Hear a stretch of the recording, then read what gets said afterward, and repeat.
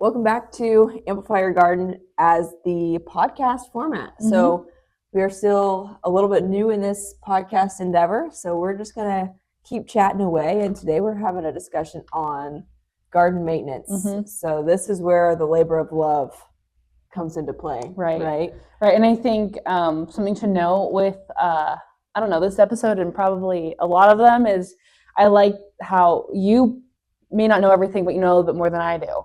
Sure. So as well as it being an open conversation, it's also I'm learning, you're learning, everybody's learning. We're garden maintenance. It's a big topic. Yeah, and I feel like it might be one of the most important topics when it comes to gardening because that's the maintenance is during the growth stage of everything. And Right. And I would say, when I hear garden maintenance, that the first thing that comes to my mind is the weeds. Mm-hmm, that's what I was going to say. And with in-ground gardens especially, the weeds can take over quite quickly, especially so I think back to my first year gardens. The very first year I tilled up a piece of the yard. And the very first time I did that, I had grass everywhere. And then the next time I did it, I still had grass, but whenever I went to plant it, I actually took a gravel rake and I raked out all the clumps of grass, and that helped minimize the grass that came back.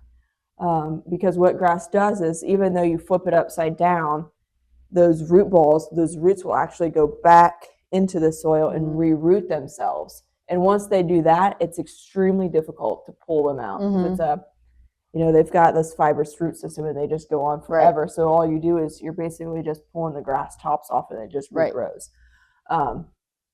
So first year gardens, especially in-ground gardens. Yes.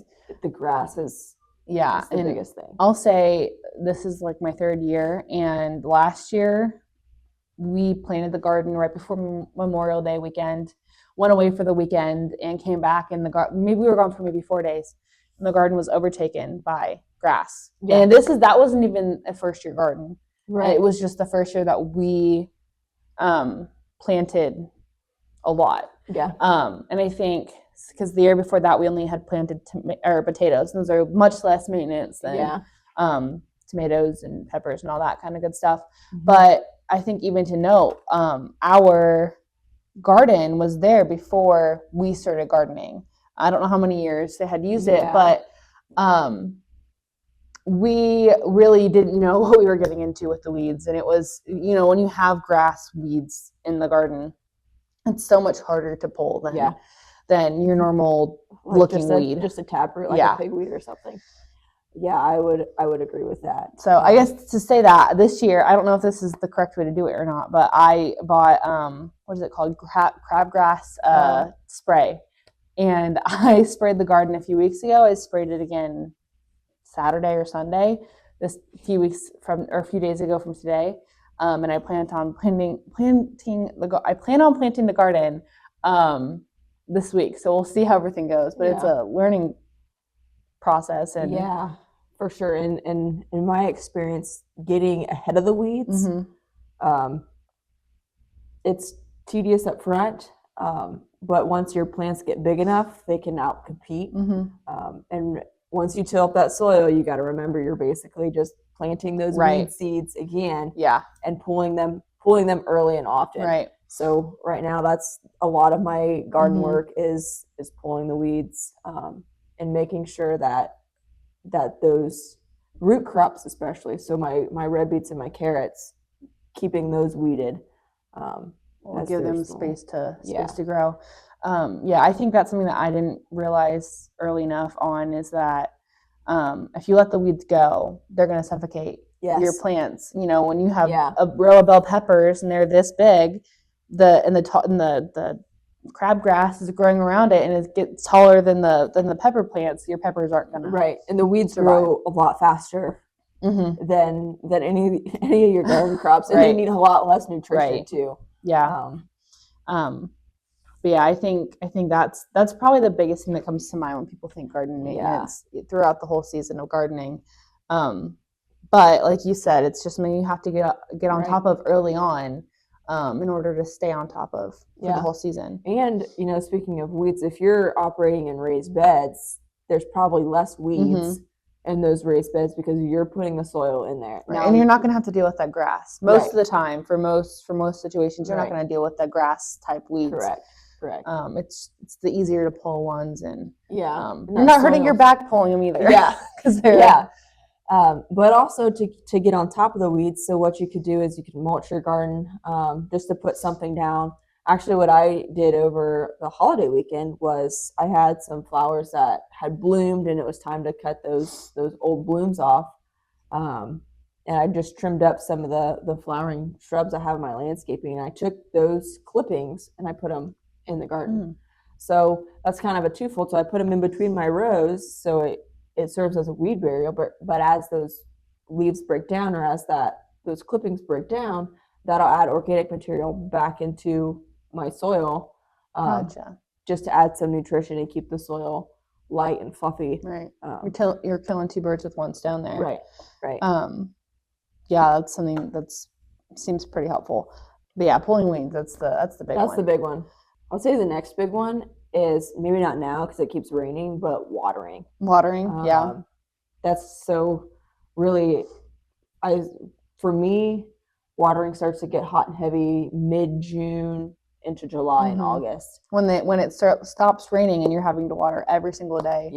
It seems like a very drilling task. Something you don't want to do, especially for my situation. Our tap and our hose is probably a good 60-70 feet away from the garden. So having to reel it in and out every single day, it's necessary, but it's a task and a half. It's just something you got to do.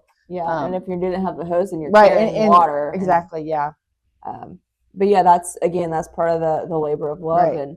And I guess the best time to water is early in the morning or late in the evenings. When the sun's out, or the sun's not out. Not as, hot. Because what'll happen is if you're watering in the middle of the day, and sometimes you just got to do what you got to do. Because some water is better than no water. But the sun is attracted to that water, so it actually makes those leaf blades. If you're watering on a sprinkler system, those leaf blades will actually get warmer, so it'll be less stress on the plant if you water early in the morning or late in the evening, and the soil is moist during the heat of the day. That's the best time. But again, sometimes scheduling doesn't work out the way you want it to, and. I think pulling weeds and watering are the top two. Those are the two that you have to do. They're just, everything else is kind of like just smaller things here and there, but the watering and the weeds are. And then, in the thick of your watering and the thick of your weeding is really when you're going on family vacations too. So my advice there is pray for rain, so you don't have to water, or call another family member that you trust to come to your home and water your garden, because maybe give them a couple bucks or bribe them with garden produce to pull some of those weeds, so that way when you come back you still have a garden. And a lot of people that would work on, so I think another big one is obviously harvesting the fruit and the vegetables. That's the fun part, though. It's the fun part, but it's something you got to keep checking on and making sure, because if you're not harvesting it, and I did last year, I had this issue with one of my tomato plants. I didn't take very good care of it. It was a cherry tomato plant. So there were a lot more vegetables coming off of it than I anticipated. And I kind of let it go. And once you do that, the plant, it just kind of topples over and it just. Well, and then leading into that's tomato support as well. But tomatoes produce a lot. One tomato plant can produce so much. And really that's part of that is trial and error, figuring out, how many plants do you need, roughly how many pounds if you're canning or preserving, how many pounds of tomatoes do you need to make your pasta sauce, your salsa, XYZ. That's part of it, and that just comes year after year. Trial and error, because the first really up until last year, so the first 5 years of gardening, I wasted a lot of tomatoes because I didn't have a good grasp on how much I actually needed. Right. And I think that's a lot of people's issues too, is how do I not waste what I'm growing? Right.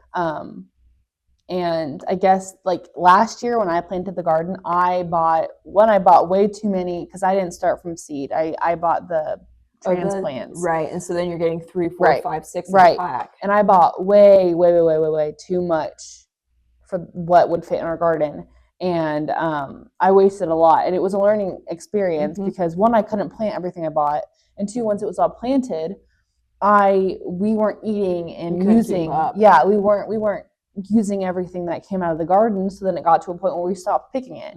And it just got out of control. So I think that is another trial and error where, but now this year we're doing a lot better. I made a list of everything that we needed and how many of each thing we needed. And so hopefully this year it'll turn out a lot better because I'm prepared for what we are planting and what produce will come out of it. And that's something else. So we talked a couple months ago when we were doing our planting phases of, how many tomatoes do we think we need? And what do you think, what did we think we would be able to feasibly handle? And that's something, if you keep track of that, and then next year when we're planting our garden, we'll be able to say we planted XYZ tomatoes. We had this much left over that didn't get used. Let's plant a little bit less of that. Or we planted, 2 rows of sweet corn and we ran out. So let's, plant less tomatoes and more sweet corn. Yeah. So I've done that for myself. I used to plant radishes and potatoes, and to be honest, we would eat those things, and the potatoes especially. We would eat them, but it didn't make sense for us to keep putting those out in the garden. Right. So we wasted a lot of radishes. So instead of radishes, now we plant broccoli. We go through potatoes quite regularly, but potatoes are so cheap to buy in the store. Right. That might be one of those things where it's like, is it worth planting? Right. Yeah. So I was talking to my husband, and he's like, why don't we plant radishes anymore? And I just said, because they don't earn their space. Right. So they have to earn their space in which, because you only have a finite, as much as I love to say, I just make the garden bigger. At some point, you're going to be limited. So really keeping track of, and I think that goes into maintenance, and that's part of the planning process, is keeping track of what you planted that year, what you used, what you preserve. Like if you preserve anything, go and take an inventory of what you had and how fast you're going through it, and then make decisions for the following year. So it's really just a continuous cycle. And I think this is kind of piggybacking off of what you said with earning your space. And I think one of the biggest things that I'm still learning with gardening is that I don't have to plant everything you do, and that I don't have to plant everything anybody else that I know is planting. Like if you don't like tomatoes, don't plant tomatoes. Tomatoes might be one of the things that we talk about the most, because I feel like they're very widespread thing that everybody plants. But you don't have to plant. I'm not that big of a fan of tomatoes. So I'm planting maybe 1 or 2 plants, but last year I bought like 7 plants. And I'm not eating that many tomatoes or utilizing that many tomatoes. And I think that was an issue with last year in having too little space for what I bought. Was we don't need 8 bell pepper plants if we're not going to eat 8 bell pepper plants. We don't need a squash plant if we don't even like squash. There's and so that you don't have to plant what you may think is like the basic gardening plants. You really need to plant for you. Right. Or for what your goals are. Exactly. And I'm so glad that you brought that up, because I plant a lot of tomatoes, but all of my tomatoes are paste tomatoes. I don't plant the big, juicy, pretty, round ones. All of mine are paste tomatoes because all of mine go into canning. There'll be a couple that we pick off and we use and we put on sandwiches, but for the bulk of it, it's 90% of it is all paste tomatoes. So, and when I say paste, they just have less moisture in it. It's more meat of the tomato, less water. And that's something that I had to, mentally get through. Of, we don't use those, we're not going to plant them. And same with cherry tomatoes. I'll pop a couple off and eat them, but not We don't even go through a plant's worth of cherries, tomatoes. Like we can't. And that's also something like if you are somebody who wants to get into gardening for the use of like a farmer's market, obviously then you have a little bit more wiggle room. You're not eating everything or utilizing everything, you're trying to sell it. Right. But I think if you're a starter or you are a beginner and you just want to get in the garden and plant, be wary of what you plant and be strategic with what you plant, and you only plant what you're going to use, or else you're going to get to the end of the season and feel like you wasted time and energy into this garden that you don't even know what to do with because you just planted too much and you're not utilizing it. It's not like, I know we have talked, offline, you like kohlrabi, right? Like, and you'll plant kohlrabi. I don't like kohlrabi. I'm not planting kohlrabi. And same like snap peas. Mm-hmm. I love snap peas, and I've planted them in the garden, but I'm the only one in my family who likes them. So you might only plant one plant. So I don't plant a whole lot because I'm the only one in my family that really likes them. But other things, I'm going to harp on broccoli because that's like the biggest thing. We plant a lot of broccoli because that's what we eat. And this year we're trying red beets because for whatever reason my kids love them. So we're going to give it a try. But we got a little bit off topic. But I think that's one of the main, topic aside garden maintenance. I think that's one of the main tips, so that if you haven't started a garden, or if you're struggling with the garden you have, look at what you're planting and see if everything you're planting is working for you. And I'm glad you said that. Make your garden work for you. Never try to fit yourself in this box of gardening. And I think that's I guess it kind of does tie in, because that is when the maintenance gets overwhelming. Is when you are planting too much for what you need and or what you don't need. Right. Or somebody else or a family or a friend is saying, well, you should plant XYZ, but in your mind, you're not going to use it. You're not going to use it. And I think that's kind of the, goal of this platform, is to educate people and provide the freedom and the permission, if you will, to garden the way you want. It's a hobby. It should be fun. It shouldn't be, well, Joe Schmo down the road says I have to plant onions, but that's the one thing every single year my fiance is like, we need to plant onions, and I'm like, we don't need onions. Why do we need to plant onions? I'll buy one when we need one. So we stopped planting onions because we don't use them. But I think I guess it does really tie into garden maintenance, because when you don't plan out accordingly, the maintenance gets overwhelming. It gets super overwhelming. Another good one is plant specific things. Like, I know with tomatoes you gotta pluck the suckers. And we touched on support too. So the support for the as the tomato plants get bigger, they have to have a cage or something for and support. There's a dozen ways. You don't have to go and buy 8 tomato cages. No. You can use, I know one year there was like a metal stick just sticking out of one of our raised garden beds that was left there from the previous owners, and we actually used that for a tomato stand, and it was literally just this metal stick, and it worked great. So it doesn't need to be these expensive products, and and granted, tomato cages normally aren't outrageous, but if you have a need for 50 tomatoes, maybe there's other options that are more economical. So like your metal stake, I've done it just with scrap wood that I found lying around, just putting that wooden stake in the ground and then getting basically some string and just tying the tomato to the pole. And then when I tie it up, I remove those suckers in the bottom leaves, so that way it's not getting congested. So that's a way.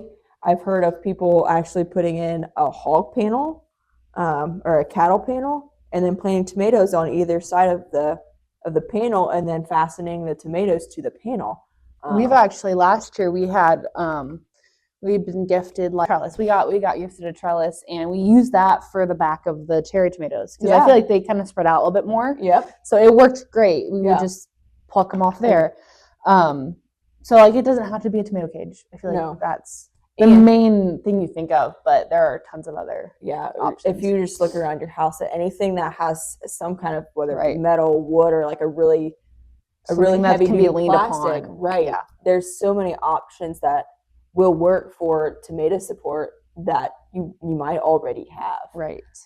Yeah, and I guess it's, research the plants that you're planting enough to kind of know, okay, I'm planting tomatoes. They need support. They need to pluck the suckers off of them. I know, like, I've never planted cabbage, but I know, when the cabbage is getting bigger and more mature, I've seen people put those cages on it so rabbits don't get it, and it helps them grow better. So I do that actually with my broccoli. I put it's called a floating row cover, and basically it looks like I've got a giant paper towel over my broccoli, but it keeps the bugs and the rabbits off of them, because that's something that you can plant early. And when there's not a whole lot of other things growing, and so those rabbits and those insects don't have a whole lot of food source, and then they find your broccoli and it's gone like that because they're hungry too. So putting that on them. Another thing I think maybe we should talk about when it comes to plant specific is, and maintenance in the planting side of it, is plants that vine, like pumpkins and cucumbers. Give enough room. Giving them room. And I actually did have that written down for spacing the plants. Yeah. Make sure you're spacing them far enough apart to where they have the room to grow. They're not suffocating the plants. And put those, so like I wouldn't put cucumbers next to onions, because onions don't compete well, and those cucumbers are gonna take over. So maybe if you can have a space where those, because they'll climb, if you can have a fence or something, those cucumbers can climb up, that's fantastic. But if not, maybe put them, if you're planting cucumbers, put them, in between two rows of sweet corn, because that sweet corn is strong and sturdy, and those vines will go up. But that way, it's your sweet corn. It's not going to hurt your sweet corn, but it's also protecting the rest of the garden from those vines. Speaking from experience, I got 0 onions one year because I planted cucumbers right next. It's all in. And now we don't plant cucumbers because we don't eat them, and we don't go through pickles that fast either. I think it goes back to setting yourself up for success with the maintenance. Just all in the starting out and doing it then to help. And it doesn't have to be perfect that first couple years, because you're still gonna you got to learn from what you do. Right. And if you talk to somebody who's been gardening for 20 years, they're still tweaking things. They're still gonna have failures 20 years down the road. You're never not gonna have failures. In your garden, for sure. I know something kind of similar to what we just mentioned is herbs. When you have herbs, you said in the past, cut and come again. If you don't cut them, they'll bolt. If you don't trim them and get I don't know, what do you call that, like the leaves foliage, off of them, the foliage. So that's another maintenance that you would have to do if you have herbs. Like, herbs are probably one of my favorite things to grow. And last year towards the end of the growing season, in around like end of July and August, I kind of just stopped utilizing them. I didn't need them anymore, and they all bolted. And it kind of let me know, like, if I don't cut them down next year, they'll bolt. So like I know it's one of those trial and error things again. But so I've been doing this. My basil. I've noticed it's starting to look like I'll pinch off the top, because I'm like, I don't know if those that next piece that unfolds is going to be leaves or the flower. So I pinch it off because I don't know. I'm not ready to use it yet. Nothing else in the garden. And I know lettuce is the same. Yeah, lettuce will bolt too if you don't cut it. So and actually, lettuce is you can cut it and it will grow again. Lettuce is a cut and come. Yeah. But I think that's another big maintenance aspect, is for those. That won't be for all plants though. Like that's herbs and lettuces and spinach and that kind of stuff. Mainly. More the leafy, where you're eating the leaves, more or less. It's not producing a fruit itself. You're eating if you cut your tomato plant off, it's gonna die. You can pick the tomatoes off, and you'll still get more. Or even like with the tomatoes, if you pinch off those bottom leaves or those suckers, it'll still continue to grow. Don't cut the main stalk. I guess don't do that. And then one other thing I have written down is anything soil related, which this is not my field of expertise. So I don't know. Do you have any maintenance tips for the actual soil, or is that after planting and getting it ready, is that kind of just good to go? So Sometimes yes, sometimes no. The best way to know is to get it tested and really, get an expert to look at it and help teach you through some of those things. And that's we'll go through that here as well. We'll pull our soil test and explain what we're doing and why. And the one thing I want to note is I look at a lot of, as part of my responsibilities here at Brookside, I look at a lot of soil reports. And this time of year, there's a decent chunk of them that are from a garden, and folks want to know, well, my garden's not doing well, it's really going downhill, what's going on? And I look at the report, and the soil is so full of nutrition. So it's not, I want to caution you, as it's not, if some is good, more is better. That's not always the case. So if you have a soil that's so full, has so much nutrition, it's basically like that soil is eating ice cream for every single meal. That soil loves it. They love the ice cream all the time, but there's not actually any, if you would eat ice cream all the time, Right. you'd be so malnourished of other things. Now the soil is not malnourished, but the plant doesn't have any stress to reproduce. So you need that soil to have enough nutrition in it to be fruitful, to be sufficient. But when you get too much, that plant is just, kind of Right. living the high life, eating its ice cream and They don't need to and kicking its feet up. do its work. There's no stress Right. to reproduce. So, and that's what you want. You want your plants, well, with the exception of the cut and come again Mhm. crops. But like a tomato, you want that tomato fruit because that's where the seeds are. So that's the reproduction part. So the whole point of a plant's life is to reproduce and die. Right. So if it doesn't have any stress, it doesn't have that need to reproduce. And that's kind of where the bolting comes in with Yeah. some of them, I guess. Yep. It's when you just let it go. Yep, absolutely. I never thought about it that way with like peppers and tomatoes and cucumbers and squash and pumpkins and all that. I never thought about the fruit is just the plant's way of reproducing with the seeds inside of it. Yep. It's definitely an interesting way to look at it. I mean, it is the way to look at it. It's what's happening, but I never thought about it that way. Yeah, well, and until, because I'm in this space, I have, my whole career is revolved around plant soil science, Mhm. but I was in college and the professor said the whole point of a corn, this was field corn, but the whole point of that corn crop's purpose is to reproduce the seed and die. Mm-hmm. So it puts on an ear, the crop senesces, it's harvested, and it's done. But that's the whole, I mean, it sounds kind of sad, but it's definitely, I don't know, I guess when you're gardening to eat the produce, it's not what you think about. Right. It's definitely just a really interesting way to, I don't know, talk about gardening. Yeah. Maybe it kind of helps you be put in the mindset of, I don't know, understanding the plants more. And I think that goes into maintenance too, is, Mhm. When you're managing your garden, it's important to understand how your garden crops operate, but also Mhm. how the weeds operate too. Right. Yeah. Because going back to the weeds, some of those weeds are like a dandelion. If you pull that dandelion out and you snap the taproot, it's just going to grow back. Again. You have to get because that growing point in that taproot is so deep. You need to get the whole thing out. You got to get the roots and everything. Yeah. And I guess the only other maintenance portion, not the only, there's definitely other stuff that we're not touching on, but and if you have questions, leave please them in the let us comments. know. Yeah. But after the growing season's over, you've planted, you've grown, you've harvested. What's next? And I think we'll probably make a separate video with this being its own topic, like a garden closeout. Yeah. But I think just to shortly touch on it, what do you do when you're done? Oh, well, that's, just like any aspect of gardening, there's not really a wrong way to do it. So you can leave.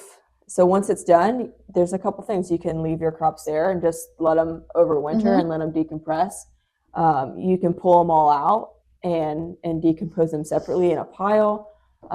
That's what I prefer to do, just because in the fall, like probably right before it freezes, we'll turn the garden over again, just like with the shovel. Mhm. At least our main garden, and that has helped immensely with the weeds. But you don't have to do that. Right. We do that, and it helps us. But I know last year we just let everything go. We didn't touch anything until a few months ago, or till probably a month or two ago. And I think we probably won't do that again.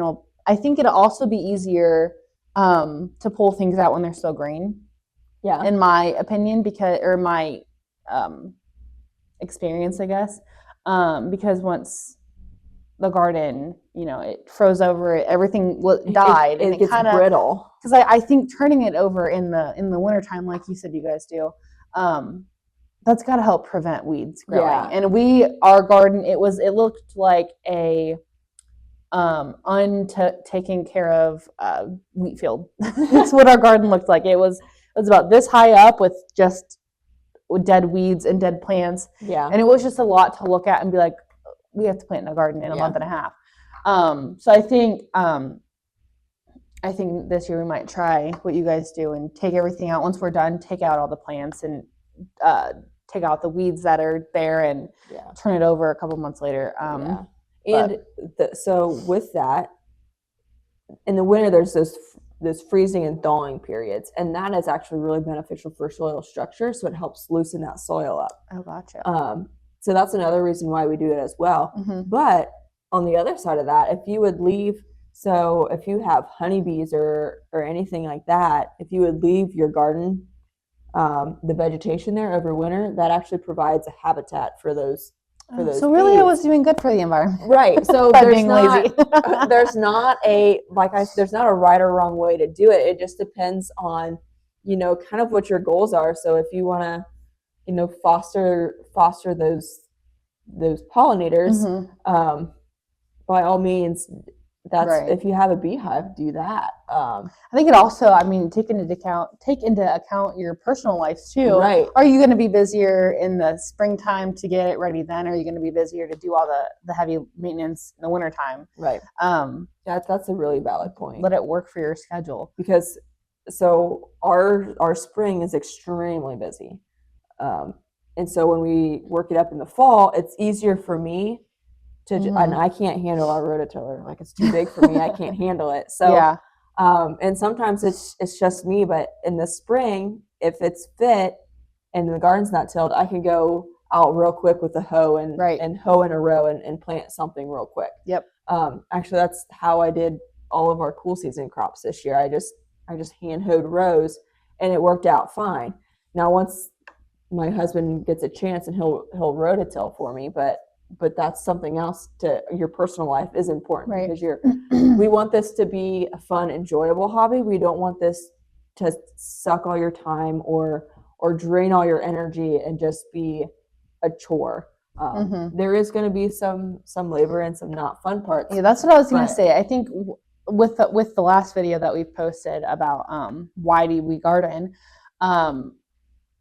I think we talk a lot about why you should, and you definitely should, but you also have to understand that there is some maintenance that goes into it, and some upkeep. Like, it's not just as simple. It's not all rainbows and butterflies. No, but I think there's definitely way more positive than negative to it, and the work is worth it. Yes, the work and effort and the time, it is all worth it. Yeah.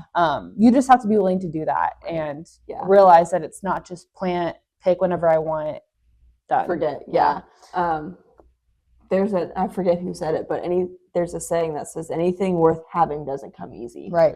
It's a good saying. So, yeah, I like it. It runs in my head. I'm like, this is really difficult. And then I'm like, anything worth having doesn't come easy. Yeah. So it is a labor of love, but it is extremely fruitful and extremely rewarding, from the garden produce side and just from like the mental clarity side. It's a great way just to decompress. And if you're having a rough day, and just go pull some weeds. And when you wait to the last minute to do everything, like I did last year, I just felt like I just put it off for so long, and there was just so much to do. And then it's overwhelming. And then that's when it gets overwhelming. So you have to be prepared and be able to space out the work a little bit. Because if you do a little bit every now and then, you're not going to have a bunch to do at once. Right. If you just spend, a half an hour an evening, a couple nights a week, you're going to be surprised at how well you stay on top of your garden just just because you're Right. doing it. I know, like even for our landscaping, I'll this time of year when it's nice, if it's not raining, which it has been, so I haven't done it. I'll walk around the house every night and just if I see a weed, pull it. Yeah. And that's a much more manageable way to stay on top of those things. For sure, than doing Right. it once a week or something. Right. And if I wait until, I have 2 or 3 hours of time, then it's not going to get done. Something else is going to come up. If I do it 5 minutes here or there, Right. It's much more manageable because For sure. to block out hours of time to manage your garden, which sometimes you need. Right. But if you can get ahead of it and stay on top of it and do it early and often, it's a much easier way to stay on top of it, and it's much less overwhelming. For sure. Yeah. That's all I have written down for, basic garden maintenance. Yeah. There's definitely, like I said, there's a lot more nuances, and we can go down a rabbit hole on every single one of these topics. Those are the main ones, though, that you really have to stay on top of and make important when you want to have a successful garden. And it's important. I'm glad you brought it up earlier. You can't just put out your garden and then forget about it. Right. And expect to have a successful garden. Right. Like I did last year. And sometimes you might. Like it might be successful. But to really ensure that success, it's staying on top of the maintenance and getting out there on a regular basis. Yeah. Yeah. Well, that's all we had for today. I was just thinking about this, and I really hope that, like, with doing these podcasts, it doesn't come off as if we are not just sitting here trying to tell you what to do, because I learned a lot in the last few minutes. And the whole goal with the podcast with the more podcasty open conversation setting is that it's just a conversation and we're all learning. Yeah. All three of us two in the camera. Yeah. But I think it's great to piggyback off of that. We garden very differently. We grow different crops. All of mine are in ground. Hannah has some raised beds that she's working off of, and in ground, and we're at different experience levels, but like I would still consider myself very much a beginner. And if I was saying that, I would say she's more of an expertise because she knows more than me. But that just goes to show that, like, even though I think Heather knows more than I do about gardening, there's still plenty more to learn. Yeah, for sure. And there's certain, like kohlrabi, I don't know a lick about growing that. Not a thing. So we want you to feel welcome, whether this is you're on chapter 0 or chapter 1, it's your first year gardening, or chapter 20 or 30 as a seasoned veteran.